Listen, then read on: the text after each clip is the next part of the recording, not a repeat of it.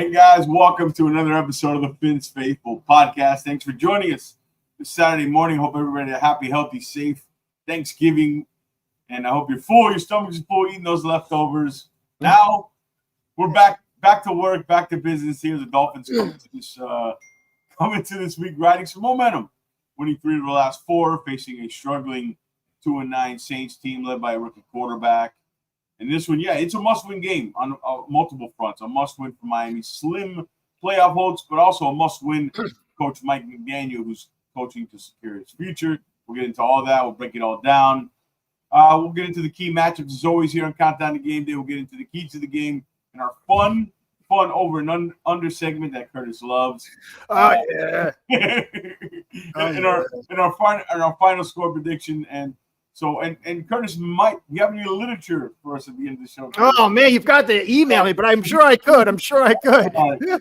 So Paul will see. Join us here. Develop. Make sure you guys hit that like button, subscribe, help support us here. Let's dive into it, Curtis. Shout out to chat's already. Good morning, Cap. Good morning, people. Good morning, Go Time Dolphins. Frankie, thanks for joining us this early morning. Guys, make sure you come on up to YouTube with this. All right, Curtis, I know before we get started in the game and all that, you wanted to kind of get something off your chest, right? Something that's been for content creators here with the Dolphins. You kind of wanted to send a question out there to the fans and a message out there, right? Well, it's a combo package, really. I mean, being a fan is tough. It's tough, and it's hard to even find a reason. I keep seeing people put in my chats like, if Ross doesn't care, whether he does or I don't know. I'm saying it doesn't sometimes feel that way. He's like, but if Ross doesn't care, what the heck am I watching this for? What am I paying attention? And I've seen, views drop, and it's hard. I'm sitting there looking at the screen. I'm like, what the hell am I going to talk about? I mean, if you want to say, well, here's a chance for maybe the Dolphins have a miracle. Well, you're insane. And if you say like, well, look, these guys suck. They're not the right guys. Well, you don't know if they're going to be the guys. It's just such a difficult place for content providers, for fans. It's just rough. And I think you were saying when we were talking, the worst place is you don't suck enough and you're not good enough. You're in this netherworld of like, man, and it's just really, really hard. But for me, I mean, I might tune out a lot more if I was just a fan. But from an evaluation standpoint, I have to evaluate, hopefully next year, the Dolphins. And this is a critical stage. And there is a lot of value here because if McDaniel comes back, what he does over these last 6 games is going to tell you a lot about future evaluations. A lot of players that are here, a guy like Chop Robinson, who's been terrible this year, if he's terrible for these last 6 games, that's a major piece of the evaluation next year. And so, look, the likelihood is we're going to be lukewarm water. We're not going to be bad enough to get a top pick, and we're not going to be good enough to get to the postseason. The chances of us getting the postseason is minuscule.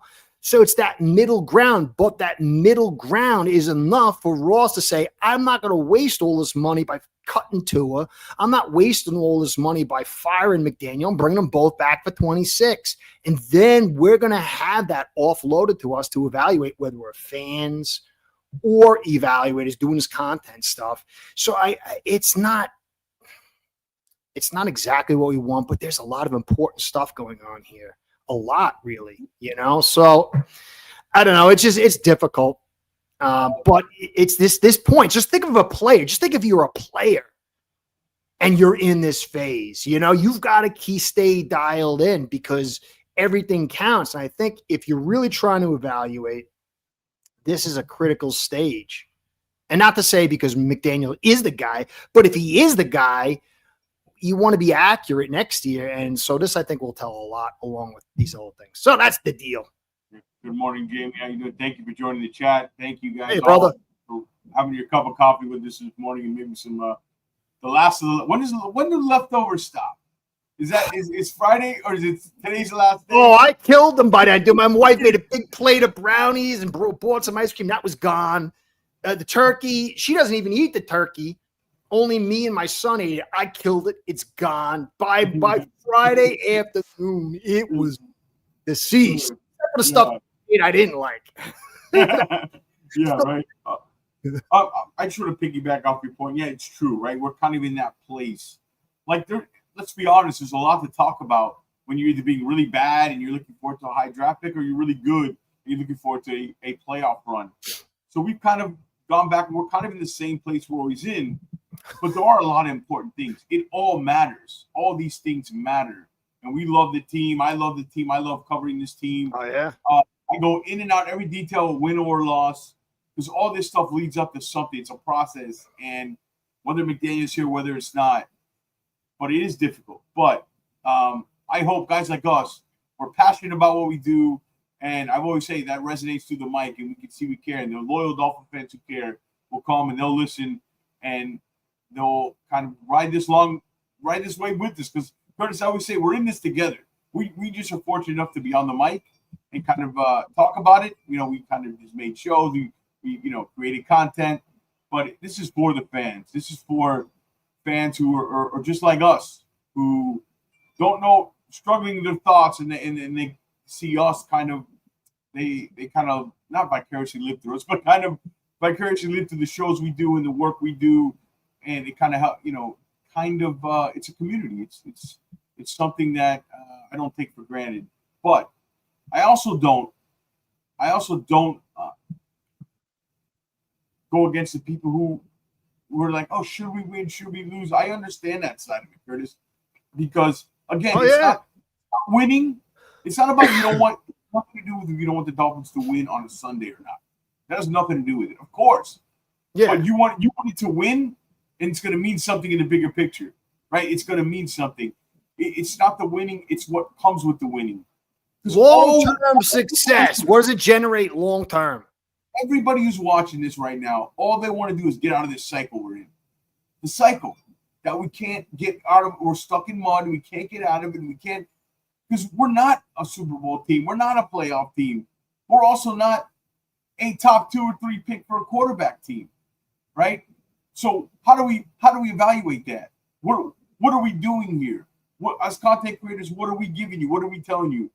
Well, are we telling you, hey, we got to tell you, we got to go short term this year, one game at a time. But also, it's my job also to look long term, take the lens off, zoom out, and tell you, hey, where's this franchise going? How are we getting off this merry-go-round of mediocrity over and over again? And so it's both things. Both can be true. And we're going to do, my channel, we do both. We're going to take you week by week with shows like this. We're breaking it down, matchups, in-depth, all 22, all that good stuff. But we're also going to take off the glasses and zoom out and look at the bigger picture, Curtis, of where this franchise is going. Because for the last 15 years or more, we've been wasting time muddling in the same mediocrity and spinning in dirt. The wheels have been turning. Nothing's been changing. But we're there again. And hopefully there'll be change. Hopefully not only the GM, but the coaching. But that's the offseason. So let's get into kind of this game and kind of the Saints game coming up. But yeah, I agree with you, Curtis. It's difficult, but it's all this stuff means something. Every game means something. It's all to a bigger process. So yeah, I agree though. We're in a weird spot, right? It's just weird.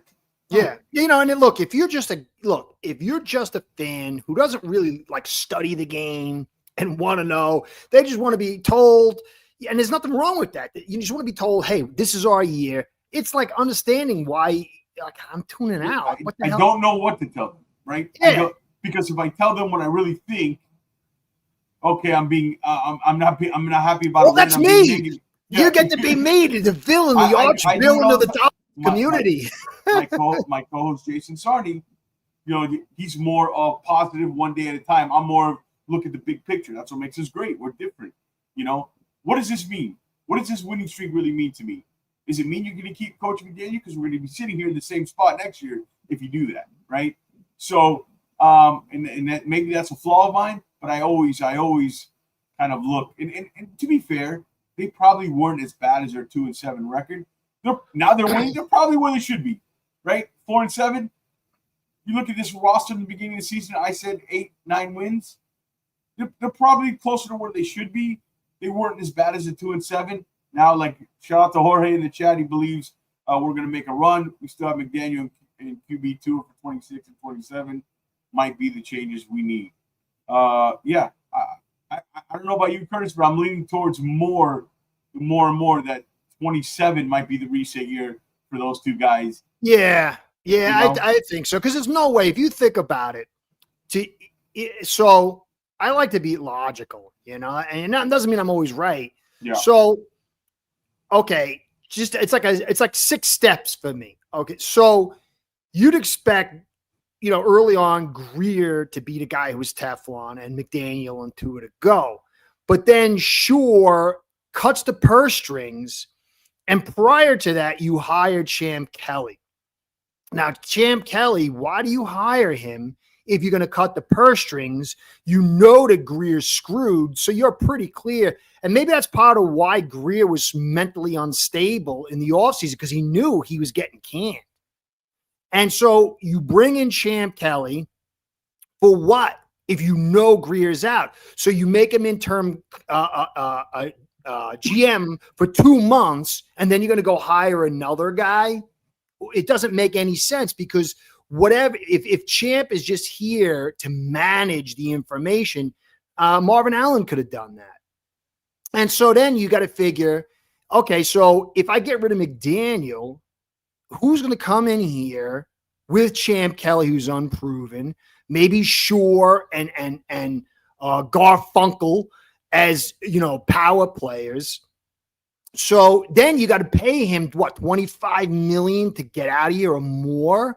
And then so you're going to bring a new coach in who's going to be stuck with Tua for a season. So then what do you got? Get rid of Tua? That's $50 million. So you're talking almost $100 million getting flushed down the toilet with no real serious draw to bring in the head coach.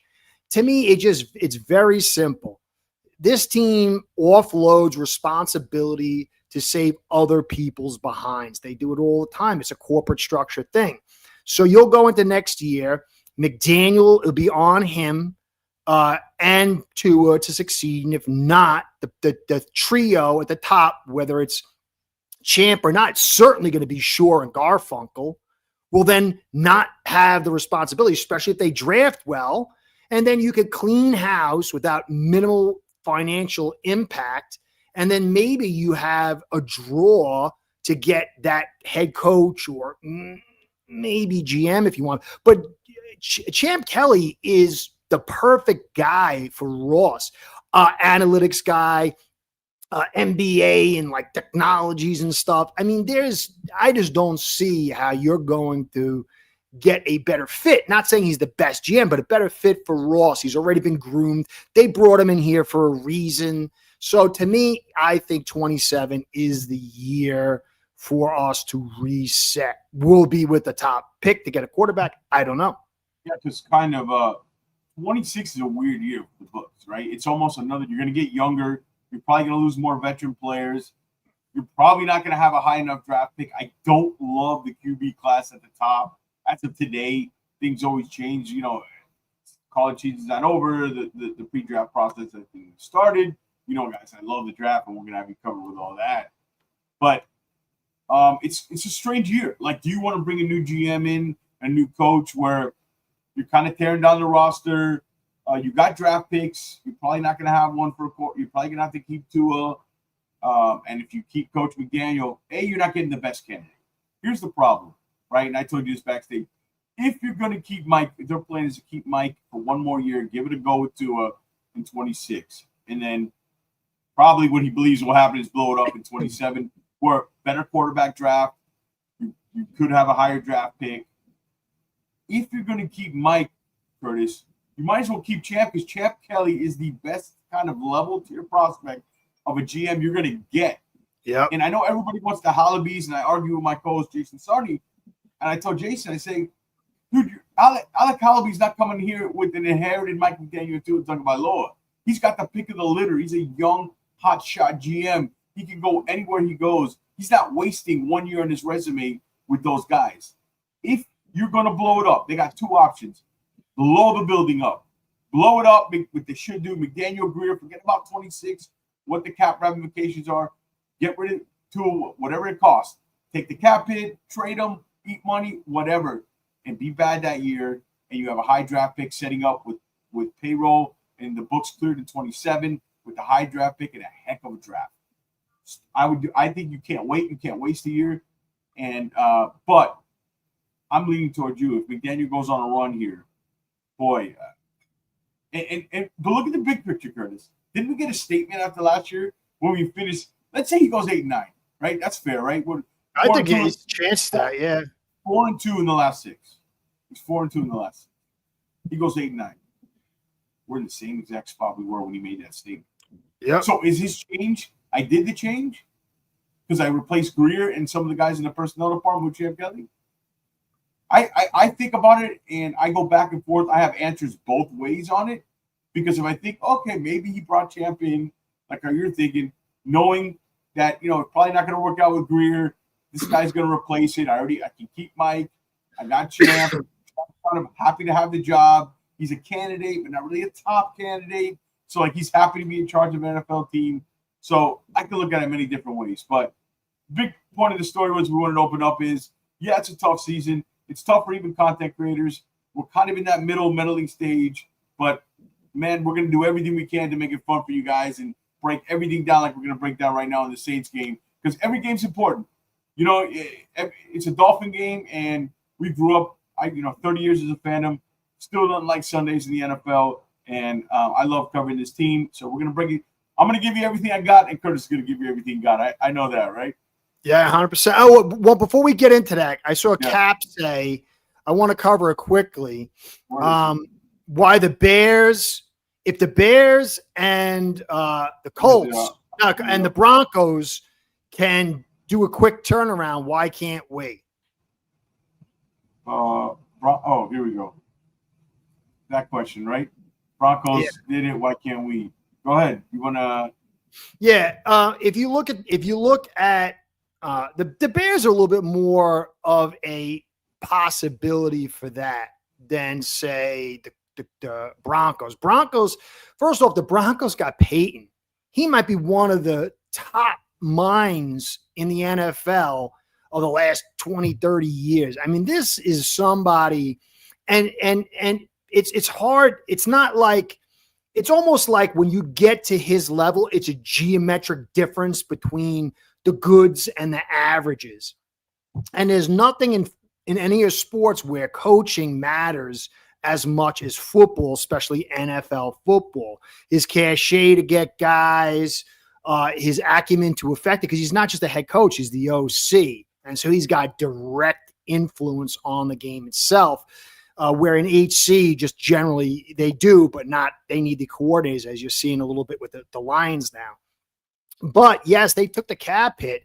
They happened to get lucky with the Knicks at that stage, but they had lots of talent. They had a very good offensive line. They had talent all over the board. And when you contrast it to the Dolphins, we might have a worse cap position than them. I'll check quickly. That's the reason we had to restructure Brooks. Our cap, we didn't have money this year even to get. As of right now, you talking about for next year? Yeah, so they're at $46 million now, with 39 guys on the roster for 26. Currently, they have $3 million with the full roster. By 27, it's 65. If you look at us, currently 25, we got $4 million. Next year, we're at negative 11 with 38 guys on the roster. So we're already in that situation, and we got to deal with Tua's contract and the rest. And we got a load of dead money. And then we go to 78 million, which will raise substantially in 27. So that's really the free point for us. But we're not going to get anybody like Peyton. We don't have the team. That defense is insane. That defense is probably maybe the best in the league. What they can do to get after guys is insane. The offensive line's excellent. They've got talent up the. We don't have that. We have some very high point talent. Yes, but it is sparse. We don't draft blue chippers. They got no. The difference is, you talk about the Bears. You talk about the Broncos. There's blue chip guys. The offensive lineman they took, just guys that I'll tell you, a guy we're going to talk about today with the Saints, Kelvin Banks Jr., blue chip. You know what I mean? Like, that's the difference with these teams. Whether you like Caleb Williams or not, I'm still. He's doing better than I thought he would. Yeah, I'm still iffy on him. And Ben Johnson, the head coach. Oh, he's great too. He's brilliant. And again, we got to see. It's kind of like sometimes these first-year coaches catch you by surprise, and then everything settles down. Yeah. The second year, but it's blue chip players. You can't draft because, again, we evaluate our own players in a vacuum sometimes. We think Jalen Phillips is better than Jalen Phillips is when you zoom out in the league. We think Zach Sealer, even Jordan Brooks, we think they're better than they are because we're in our vacuum evaluating these guys. Jackson. Jackson. Let's get into the game. Shout out to the Cap, Nick, everybody in the chat. Come join us on this. Thank you, guys. A little lively here for a Saturday morning. Pull up the YouTube, guys. Smash that like button. Hit the little bell. It takes a second. Just a second.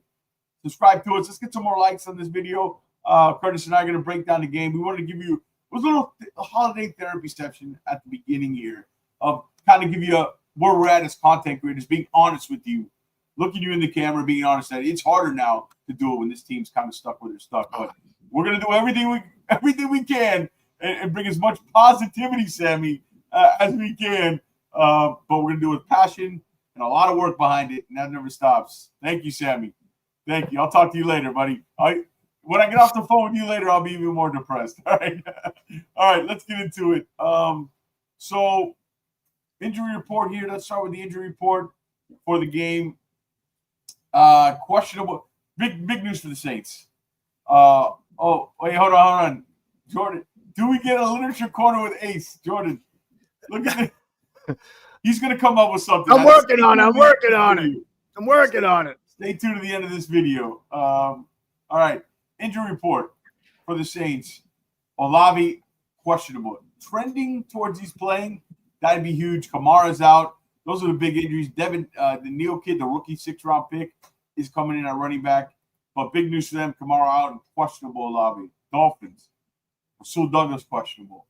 Austin Jackson questionable. Yes, Austin Jackson. Darren Waller. Benito Jones. So a lot of guys on the fence here coming back.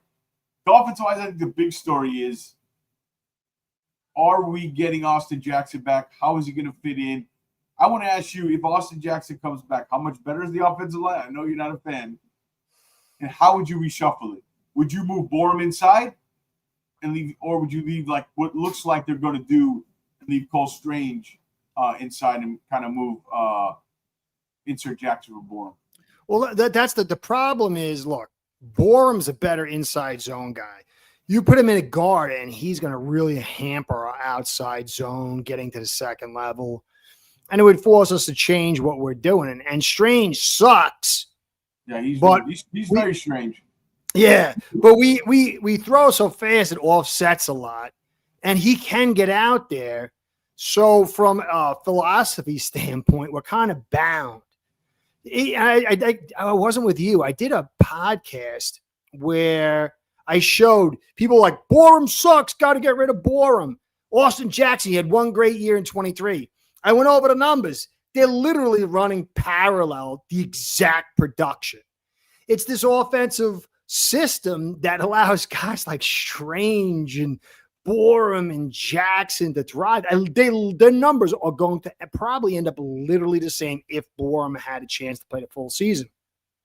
So Jackson sucks. He can't move guys. He's always hurt. He gets beat terribly, but to his quick throwing and McDaniel's scheme and Achan's speed helps us out. Now, putting Jackson in there is going to limit some of our inside zone because Jackson can't move anybody. And then next is Strange. That's going to create a very weak point, anchor point that Borum actually uplifted. But Borum does suck in pass blocking. But he doesn't get blown off the ball as much. He's better than I expected. I'll say that. Yeah. Well, in our system, just look. Go to our system. Look at the throw times. Go look at some other guys that are playing 0.2, 0.3 seconds more, and you put these guys in there, and they'd be like a disaster. Like, you got to ask yourself, how does some of these guys have, like even Jonah? Look at his numbers. Just imagine if he played in a regular system, what he'd look like. It'd be scary. Yeah. Shout out to James Gray. Jackson sucks in pass pro. Jackson run blocking is above average. You agree with that, Curtis? His run blocking. Yeah, No, not on outside zone. He's big enough and he's quick enough to get out there. But inside zone, when he has to use power, he gets dominated. So in what we do, just think about it though. Mostert was extraordinarily powerful and fast, and Achane is super fast. That covers up a lot. When you look at those holes that they get, they're getting to that point quicker than almost anybody in the league. And then they get through those cracks and holes quicker than anybody in the league. And then there's the tension of what we do from a scheme standpoint. I think he's average at outside zone, below average at inside zone, and below average in pass blocking. And a lot of times you can still see him. He doesn't know what he's doing. He's looking around. You're lower on him than most, right? To be fair, you're lower on Jackson than most. I'm kind of in the middle there. I think he's a average right tackle in the NFL. I would move Borum inside, have him at right tackle. I think you get your best 5 out there. Cole Strange has been. There's not many stranger things. Cole Strange, okay. So that's what I would do. It'll be interesting to see, do they hold him off another week, get him fully healthy? I don't think it's a guarantee he plays. Waller would be a huge impact. Even though Dulcich has been really good. Good. And obviously Rasul Douglas, they need him. Stay inside, Kamara out. They got Neal in, like I said, but Olave, if he doesn't play, that just makes things he's one of their few top-end players, Chris Olave, the wide receiver. Oh, yeah. He's a guy who will give you trouble, so if he doesn't play. But Kamara out's a brutal blow. Yeah, that's brutal for them. Yeah. We'll see Neal. I like Neal coming out. He's out of Kansas State. Bigger back, about 215 pounds. Not a speed guy, but we'll see. The run defense has improved, so we'll see if that continues. All right.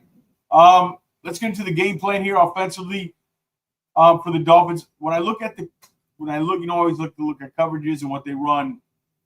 Saints, let's look at the Saints defensive statistics first, and now we'll show a graphic. They are 22nd in points per game at 24.9. They are 11th in their defense, 11th in yards per game at 316. So they're not tremendously talented individually, but they are 11th in yards per game and only 316. Their points per play is 22nd. Third down conversion, they're 10th. They give up 36.9% of the time. Red zone scoring, their opponents 22nd at 60%, and touchdowns per game at 20. So the defense, which stands out the yards per game. Let's take a look at the graphic that you have for us, Curtis, on the last 3 weeks of the defense. We'll start here. We have the New Orleans, the last 3 weeks, so like you said, 11th. Go ahead, Curtis. So our defense, it's really been a product, a lot of our ability to limit points and the offense driving the situation. But defensive yards allowed, 26,364. For them, a surprising 11,305. Yes. Defensive pass yards, 22,228. Them, a surprise, 8th, 183. Defensive rush yards, us 25th, 136, them 20th, 121. But the point differential's big. 5th for us, 18. For them, 12, 22. And it's only 4 points. But when you stack that with this same graphic for the offense, I think it's a 9-point swing for us coming off a bye at home, them without Kamara and a rookie quarterback. It screams this team will win, the Dolphins, unless we wet the bed, defecate on it, and then play in it like fools. The offense, you can see, and the color coding is leverage. Green is equal leverage, generally the same, not a major difference. Purple means one side or the other has major leverage, and red to the pro side, and then red is major leverage to the negative side. So offensive yards over the last 3 weeks, 12, 337 for them. 24, 301, not a huge difference, only 36 yards. Pass yards, about the same, 18th for us, 187 for them, 13th, 215. That's a little bit of a thing, but this is the main one. First, 151, then 27th with 86. No Kamara. Points, 24, 17 points. Them 31st, 12 points. So you take the 5, add it to the 4 from the defense. It's 9 points. The one thing is the time of possession. And I've spaced on it. Yeah, I forgot to put the attempts on here, but our attempts weren't great. Neither was theirs. I think, this is a product of McDaniel, vacillating between. I don't remember that I got a run game and then fixating on it for a quarter and then forgetting it and then remembering it. And so, when you got first, it's a lot of explosive plays too. There's a lot of stops in there. So that's another factor. But at home, rookie quarterback, and, getting to the rest of stuff, we should win. We've got a strong advantage. To me, if that first 151, again, guys, this is not season. This is the last 3 weeks. If they continue that, they're going to win a lot of games. You run the ball. You stop the run, you run the ball in this league, you're going to win games. That's why we were losing games, is because we couldn't run the ball at all or stop it. The 151, and we'll talk about matchups and gameplay, but that's the key there. And Saints can't run the ball. They don't have Kamara, and they got a rookie back there. The offensive line's been inconsistent, but there's a rookie, Kelvin Banks Jr., the rookie tackle, who's been phenomenal for a rookie, their left tackle. So, yeah. All right, so I want to talk about, we're going to get to the PFF kind of layout and their grades, but Saints here, Curtis, they run 34%. They almost run 35% of cover 3. They're like second in the league. 35% of cover 3. That blew me away when I looked that up. That's huge. I said, what works for cover 3? What do the Dolphins got to do? Smash, flood concepts. You got to attack the 3 levels, make these corners choose, right? Whether you combine a short hitch with an out route and combine it with a corner route, attack underneath. You got to attack all the levels of the field. The flood concepts. Load one side with the Dolphins. They run a lot of trips. Load one side and attack on all levels of the field. That's why somebody like Waddle and Malik Washington, maybe we get to our bold predictions, could have a game if they continue with they run that cover 3. The goal is overloading one side, creating an open receiver there. Yep. They run 72% zone defense. So they're a cover 3 zone team. Again, a lot of the same things. Create the high-low reads. You got to force these defenders. Well, that's actually good for them against us. You don't want to play man against us. No. But it could, if they play it right, you could get some guys open. There's some gaps. Oh, yeah. There's some gaps there to be hit. How do you like that? Do you like kind of attacking those 3 levels there when a team plays that cover 3? Well, yeah. I mean, when you look at them, they're much better at run stopping, which is a surprise. Like their talents are just dispersed towards, more production in run stopping. But they, I think there's a reason for that. We'll explain later. But, if you're playing cover 3, these guys are dropping into a cover 3. So you're going to have thinned middle or wides. And for a team that runs a lot of screens, if they're dropping quick and you have some of these masked screens, then you're going to have a thinned secondary.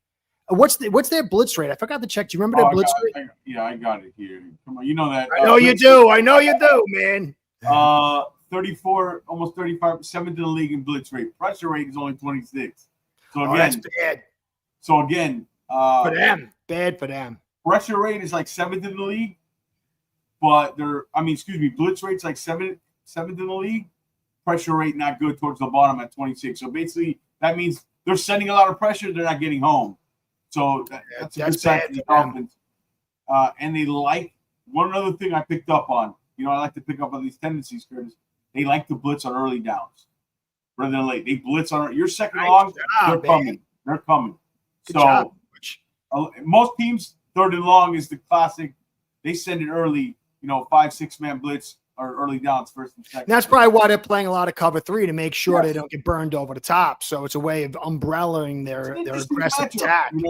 On one, if we had Tyreek Hill, the cover 3, but I actually like the matchup. Do you like us against cover 3 without Hill? Is it the same for you, or how do you like that matchup for us? Because we have a lot. Yeah, of course. Yeah, from a passing standpoint, you always want Waddle and Hill. I mean, just it's like danger. No, Will Robinson. Does it mean less like teams run this cover. They run this a lot with Hill and Waddle, but like with just Waddle, do you like the matchup as much in the cover? Yeah, because you get what I'm saying, right? Yeah. Because look, Waddle is one of the few guys, is probably the only guy on this team that can attack deep quickly. And so when you're dropping in the cover 3, that's an immediate hedging of deep attack, depending on your depth of drop. But if you don't have the ability to attack deep, then like it's kind of, almost a waste. Yeah. So it depends. It depends on how they play the cover 3, like how far they're dropping, what's their react. If you're dropping the cover 3 and you're playing over leverage, you don't have to drop high right away. You can sit at 15 and slowly work your way back as long as you're keeping your focus. So it's not just, I haven't broken down 20. 22 that level, but you have to be somebody who covers the Saints would probably be able to tell you that. But I wonder if they play less of it. Because I would imagine the Dolphins' game plan is going to be run is A-chain. I think the Dolphins just stick to the same game plan as they've done the last few weeks. More running and less passing, and setting it up with the play action. Again, I love them passing out of the jumbo package deep. I love when they take shots out of the 22 package. It always seems to work. But look at the screen here, Curtis. It's a little small, but we got the PFF grades. The green means, obviously they're doing well. What is the color code for PFF again? Green is if it's like almost like a deep blue, that's like great, you're seeing, and then green is good, and then light average. Green is middle, and then yellow is average, like a light green is like average, and then below average is yellow, and terrible is orange. Yeah, so we don't want to see orange. Looking at the Dolphins offense, obviously Waddle, Dulwich been pretty good. Brewer, I think Paul's been better than that 65.5. I think that's probably a lot of the run blocking with Paul. Well, he's had games where he'll flip-flop, do really get good in one and then really poor in others.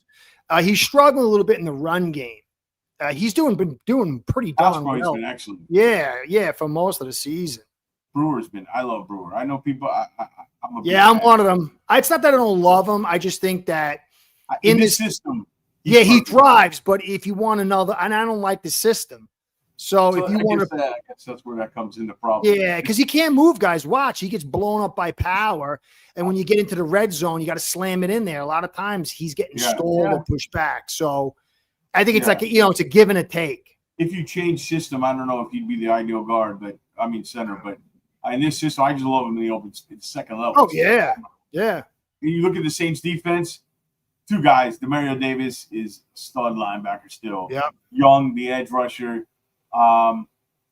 Grandison, he was good. He's not their best corner. Is probably number 4 there, McKinsley. But there's just not much talent on that defense. But Young and Davis are the guys you got to watch, right? Those are the big guys. Yeah, no, that's a key. And if you look at the color coding, basically guys with the blue are been producing better in the run stop. Purple is just awesome, and the green is a little bit better in the pass game. Werner's a good linebacker against the run. Yeah, but overall pass, he's not. Yeah, he's terrible. He's terrible. But Davis and Young are the 2 guys. But but if you look at it just from this, not saying it's going to play out there, but so really the weakness has got to be in that interior away from Young, unless you got Warner over there. But if it's in a mixed match down, then you should be able to audible out of that. They should be able to, depending on the guard play in the center play, they should be able to run up the middle against this team. Oh yeah, with Ollie, hopefully. With Ollie, yes. All right. So, and I told you, I think, what are some of your matchups then? What would be your game plan if you're Mike McDaniel against this defense? Set up everything off the run, kind of the same we've seen, or you change something up the way the Saints play? Well, I think that if this secondary plays well against a run on the exterior, then the weakness is going to be on the interior, and just being balanced and not going from fixation to forgetfulness on the run game. Don't panic. Yeah. Yeah, or just get too hot and heavy on throwing the football. But I don't know why. If you go back to the Jets, well, they played a lot of man, so that plays into it too. But if you're getting Waller back, you've got to be able to get some play action and get two on the move. Not a full rollout, because a lot of times they'll just blitz it and he'll have problems there. But you just got to bring a full tool kit. They're not really capable. And if you're running inside, you're running outside, you're running your play actions, you're throwing the football, and you're staying on schedule, I don't see how they can deal with it, because if time of possession starts swinging to us, a less than stellar defense is going to eventually crumble. And so I just think McDaniel is just very weird. He gets highly fixated on things. If it's screens, he just screens all the time. You know, he just got to kind of stay in balance to keep them guessing. And we have the talent. There's no way we should lose to this team. No. There's no way. Especially when you factor in the defense. Yeah. And I agree. If especially even Dulcich, he's been really good, the tight end. Oh yeah. Dulcich and if you get Waller back, we said if they're especially a heavy zone team, the way they play, if you kind of attack them with A-chain, you know, maybe in the flat and then kind of the three levels with Waddle deep and Waller in the middle, you can pick this team apart, this defense apart. Easy. No turnovers by Tua. Yes, no turnovers by Tua. Absolutely not. All right, so let's move on to and shout out to the chat, Free Falling, Jorge, James. Thank you guys. Make sure you guys smash that like button, hit the little bell. We appreciate you guys joining us. Come on over to YouTube and check us out here. All right, defensively, Dolphins have been playing with better energy. I thought Jordan Brooks obviously been playing better. I thought Brooks in the beginning of the season, a lot of it was, defensive tackles the defensive line was, not doing well against the run, getting blown off the ball. I thought he's been playing better on his own. Still, I think the number's a little inflated, but he's been playing with better energy. How do you like this matchup versus a rookie quarterback who, he can run a little bit. He's got some arm talent. He's been okay, right? I think he's a decent addition. Yeah, he's interesting. He can move, kind of that Daniel Jones kind of movement, right? Like, doesn't look like it, but can kind of move. And he's got talent. He had big arm talent in college. So, but get pressure on this guy. That's where he struggles. He's still a run quarterback. They only got really one weapon in Olave, and they don't have Kamara. The running game's been non-existent. What are your thoughts on this matchup for the Dolphins defense? Well, I should have sent you another image, but I didn't because I'm a bonehead dummy. If you look at his passing direction, he's terrible deep beyond 20. He's 2 for 11 to deep right, 1 for 2 over the middle, 1 for 5 deep left. His real strong areas is short middle, 0 to 10, 23 for 27, middle 5 of 7, and right 7 to 7. He's kind of men's at 10 to 20 and 6 and 7. So he's really working under 20, struggling heavy over 20.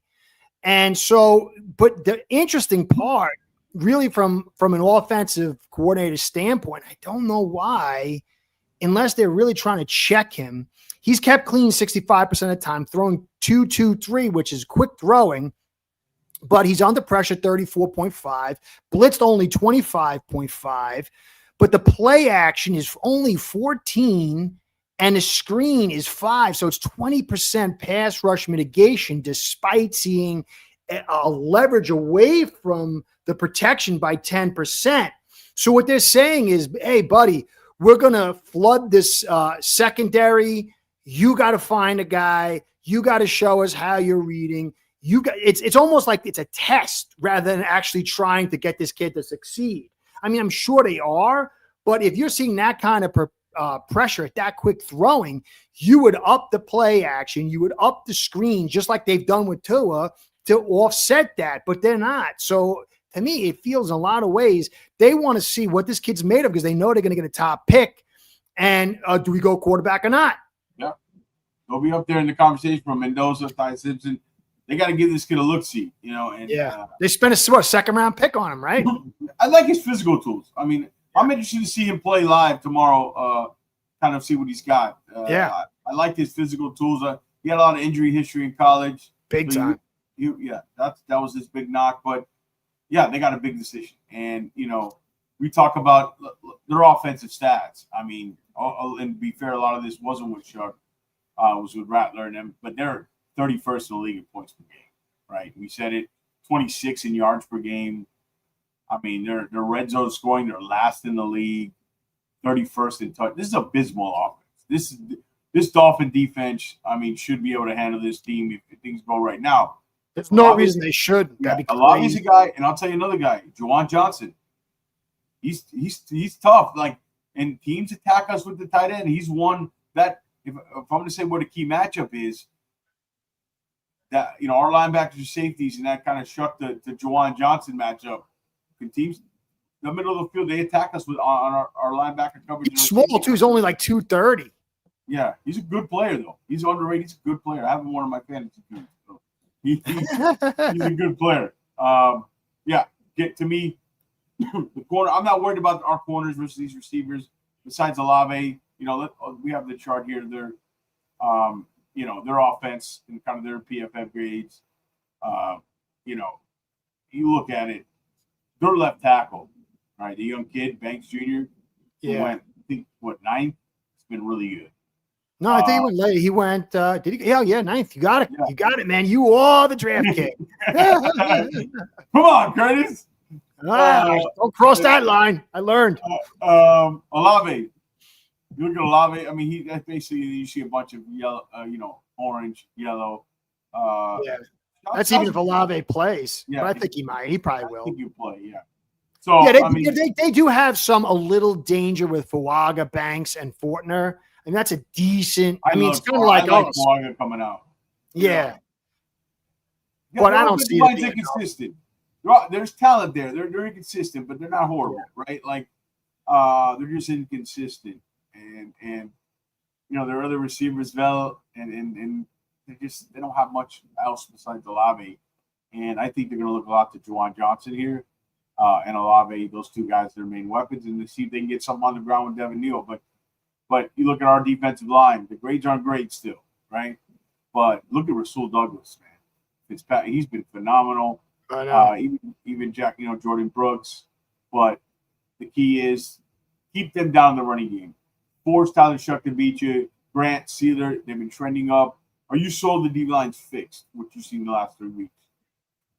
Curtis, have you been sold on the D-line the last few weeks that the running game? Like I said, I always forget. But look, we struggled against the Ravens big. Yeah, I'm going to read off his stats. Here. Ravens stymied us in the run game because they were big. But we took advantage of Atlanta, small front, poor run defense. Bills, small front, poor run defense. And then, oh my gosh, who the heck did we just play? Who did we just play last week? Oh, yeah, Washington. Small front, poor run defense. So the matchups to me matter. I don't understand. Like, I think that's the core of it. You know, yes, they're playing better. The matchup's been more favorable. When we play smaller fronts and poor defenses, we tend to do better. So, you know, I don't know. Real quick thing, yeah. If you look at Banks, he's got 34 pressures, 3 sacks, 95% efficiency, which is not good. So he's got 6. Yeah, and he's got 6 penalties. Yeah, for a young player, I think he's played really well on left back. Just from what I've seen him.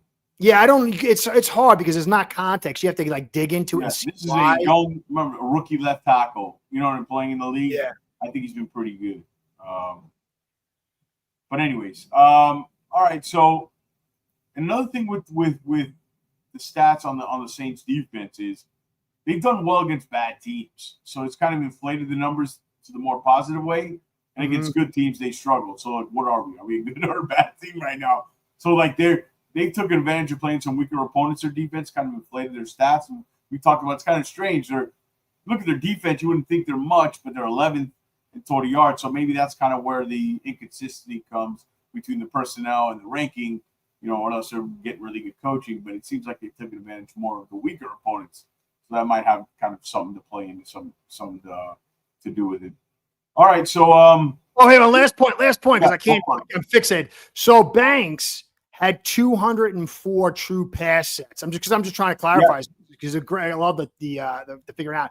So 27 of his 34 pressures came from true pass set. He's only got a 92 efficiency rating. It should be 98. So, but if you look at Miami, let's say the Dolphins, they've only had 129. So Jonah 129, Paul 129. So you're talking 80 more true pass sets, which is a much more difficult grade. Yeah, yes. Not to say take it away, but I think maybe that's why they switch it, because his true pass sets, he's not being helped out as much. He's being asked to block alone, kind of like a Tehran style. So I think he's put on an island. I'm putting in context for a rookie not getting help where they pass a ton. It's true. The Saints, I had the stat here.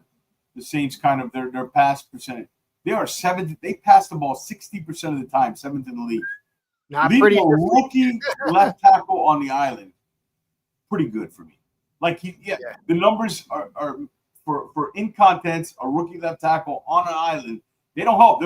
They treat him like you said, like a 5-6 year veteran or a guy who's an established lineman. They leave him alone on that island.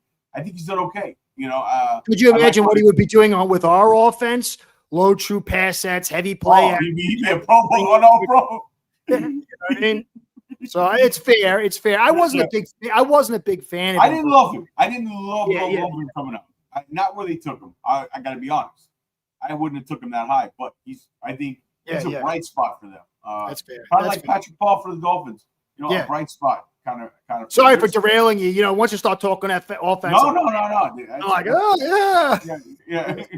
Coke. Cokehead on a Coke. Can't stop. All right.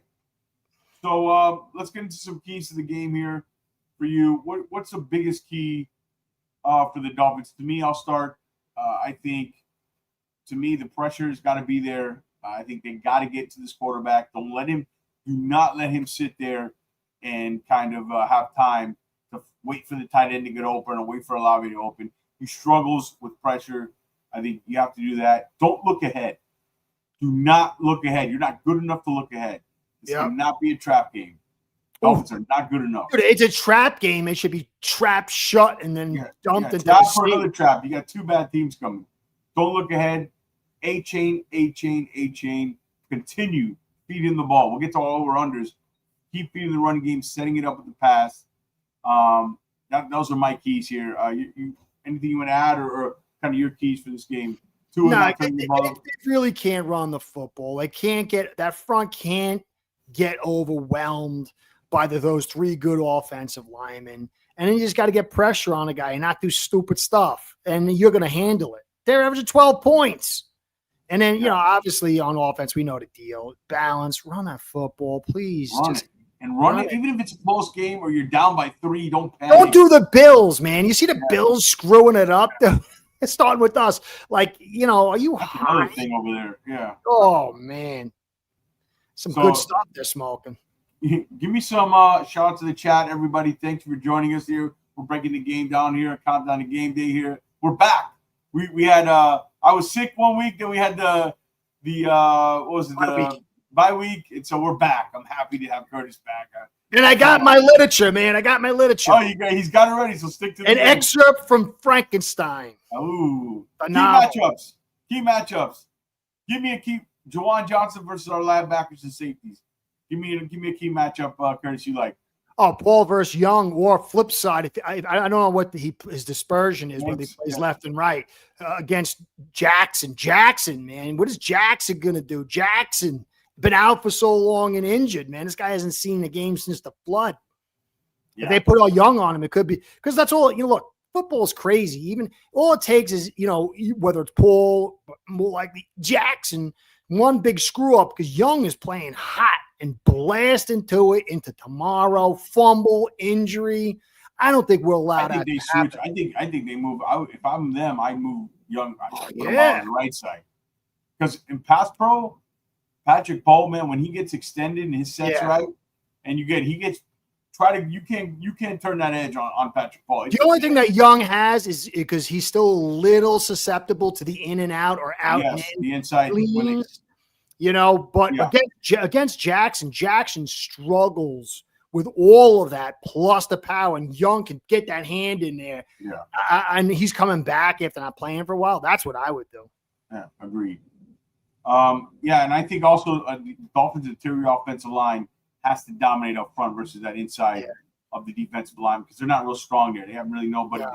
We got to run the ball. You said a little more, maybe Ollie Gordon as well, but A-Chain up the middle, the interior of that offensive line. It'll be interesting if Jackson does play. They're going to keep Strange there, Brewer, and Jonah if he can trend up. Jonah's been playing a little better, and so hopefully that trends up.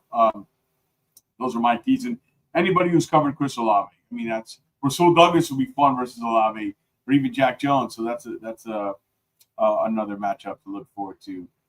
All right, you ready for a little over and under? Sure, why not? Your favorite segment, chat. I need my daily dose of humble pie. Before we get to over, let's get some more likes on the video, guys. Come on, hit the little bell, subscribe, come on over to YouTube. We're gonna finish it out with over unders, bold predictions, and then Curtis will end the show with and we're working on making a video intro to that. I'm working on that. We're working on that with Sammy to do that. All right. So both over under and chat play along with us here.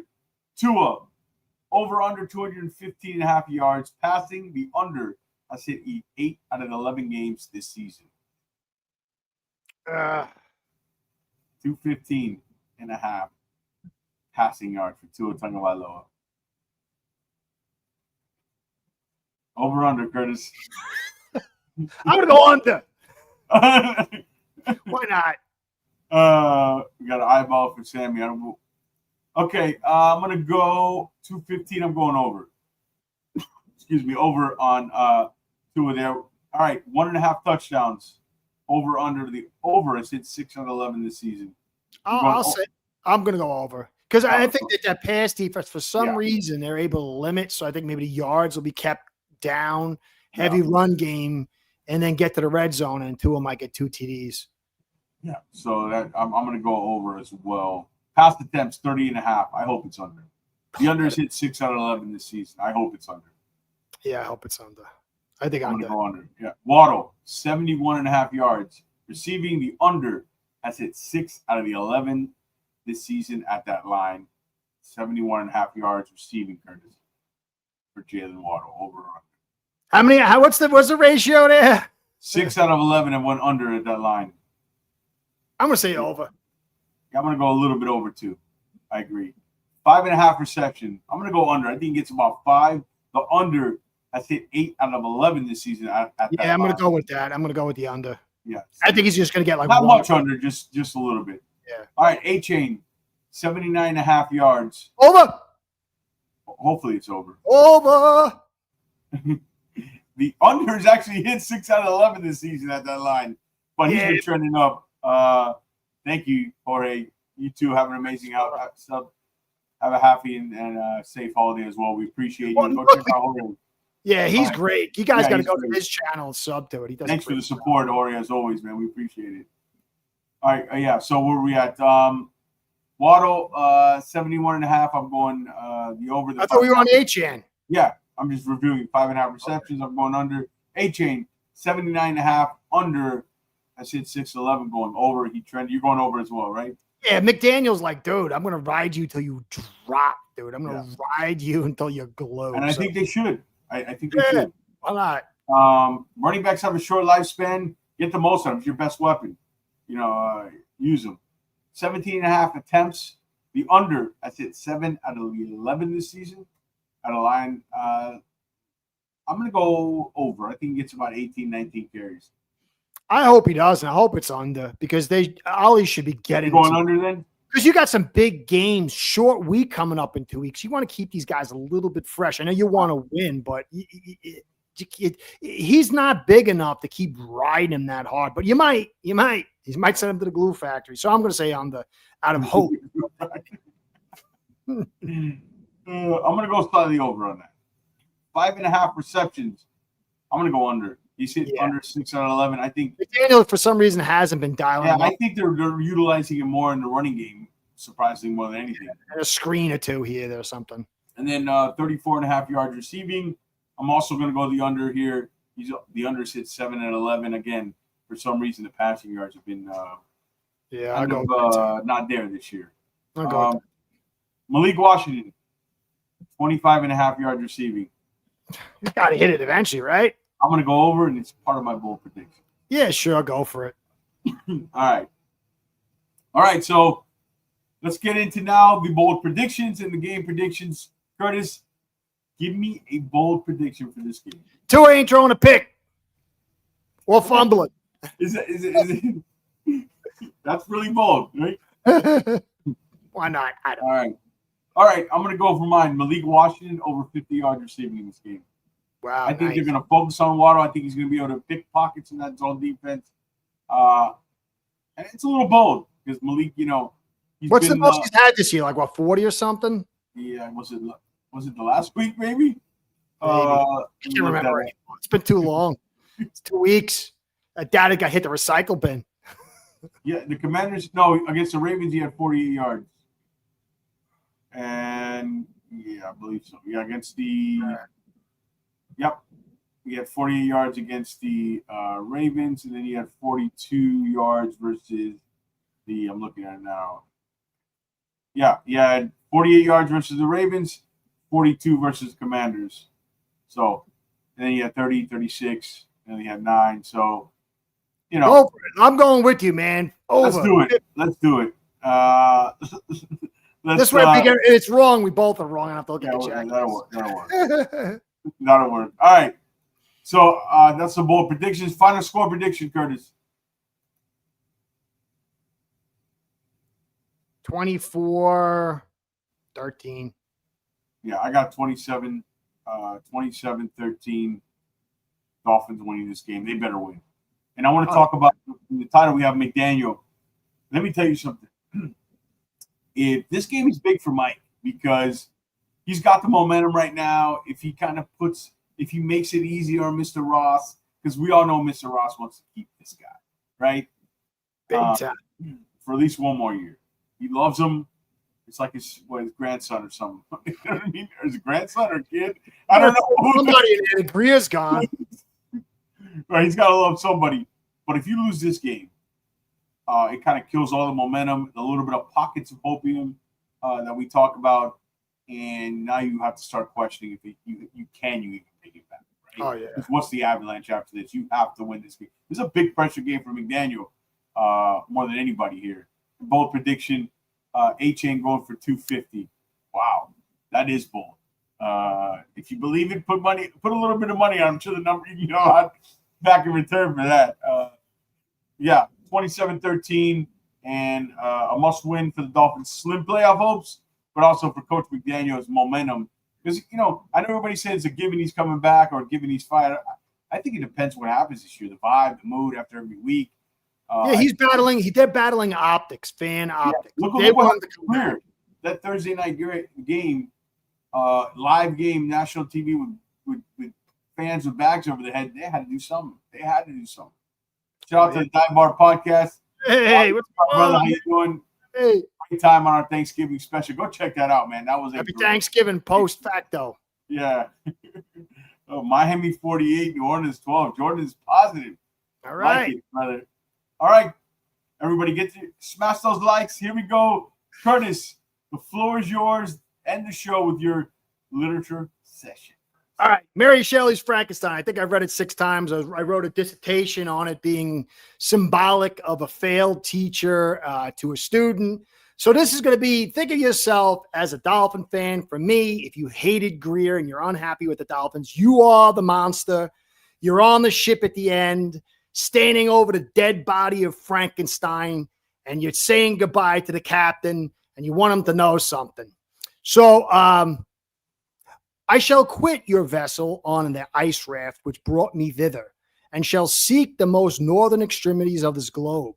I shall collect my funeral pile and consume my ashes this miserable frame, and its remains may afford no light to any curious and unhallowed wretch who would create such another as I have been. I shall die. I shall no longer feel the agonies which shall consume me, or be the prey of feelings unsatisfied yet unquenched. He is dead who called me into being, and when I shall be no more, the very remembrance of us both will speedily vanish. I shall no longer feel the sun or the stars. I shall not feel the winds on my cheek. Light, feeling, and sense will pass away. And in this condition must I find happiness. And goodbye, Greer. Goodbye, mediocrity. We're going to burn our miserable, and for me, my warfare against Greer on the pyre. If we can get coherent, we can say goodbye to being doubting Thomases. We can say goodbye to being the laughing stock who gets the rug pulled out us every year. Greer is gone. Is he the true Dr. Frankenstein? Is it Ross? Is it the system? Can we have a real chance going forward so we can say goodbye and burn at last the misery and hope and letdown of being a Dolphin fan? And that's what I say.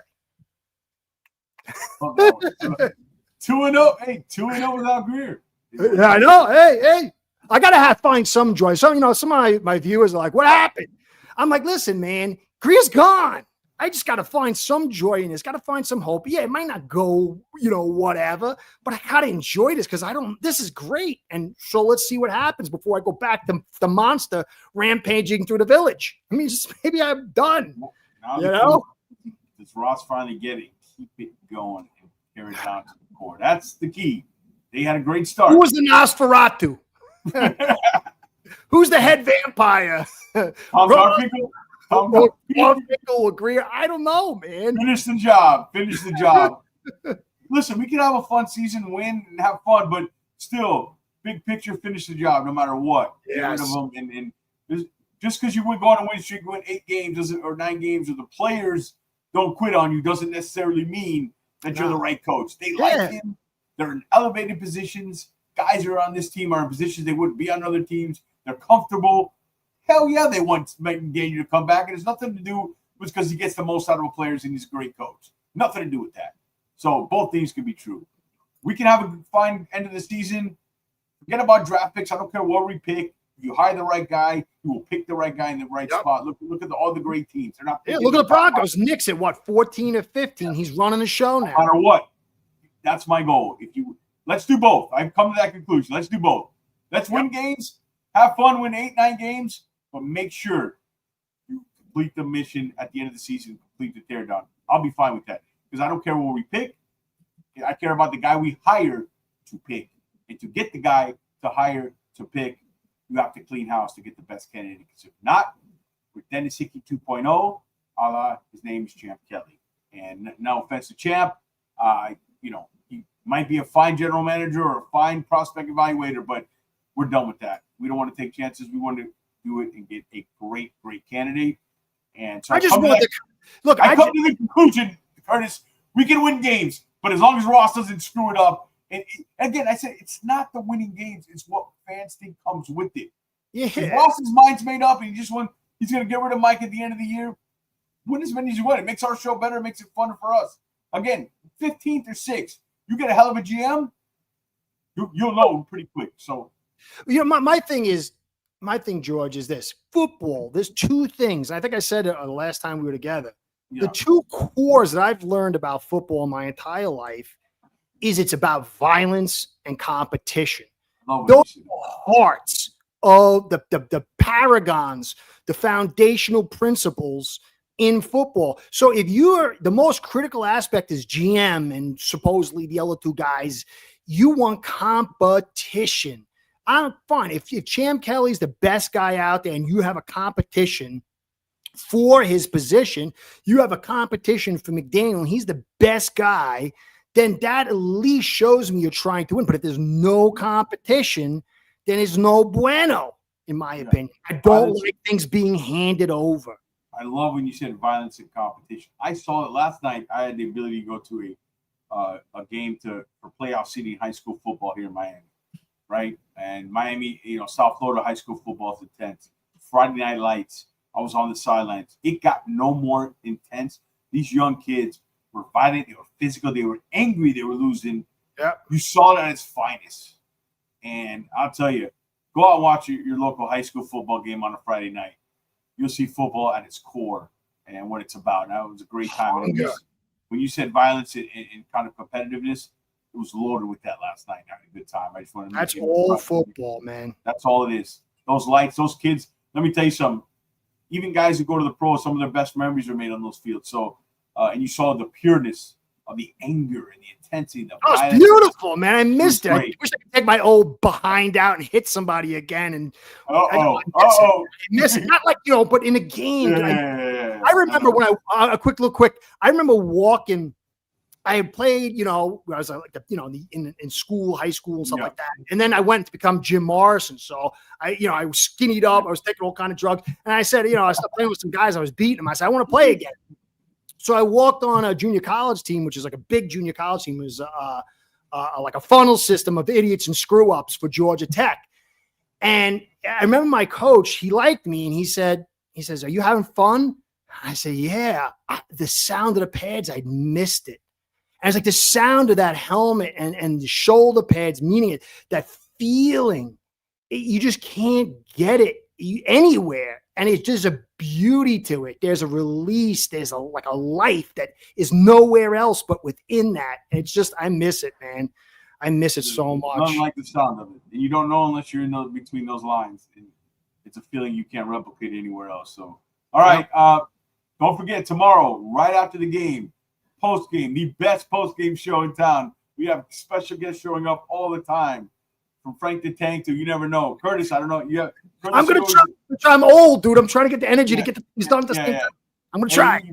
It's up to you. Always have an open invitation. But listeners, don't try. You have to watch our post-game show. If you watch anywhere else, come on right after the game. We're going to be live right after the game with the instant reaction. Hopefully a Dolphins victory. Thank you, guys. Enjoy the rest of your weekend. Enjoy tomorrow's game. Be safe. Happy holidays again. We are out. Stay fins up, fellas. We're out. Thanks again, George.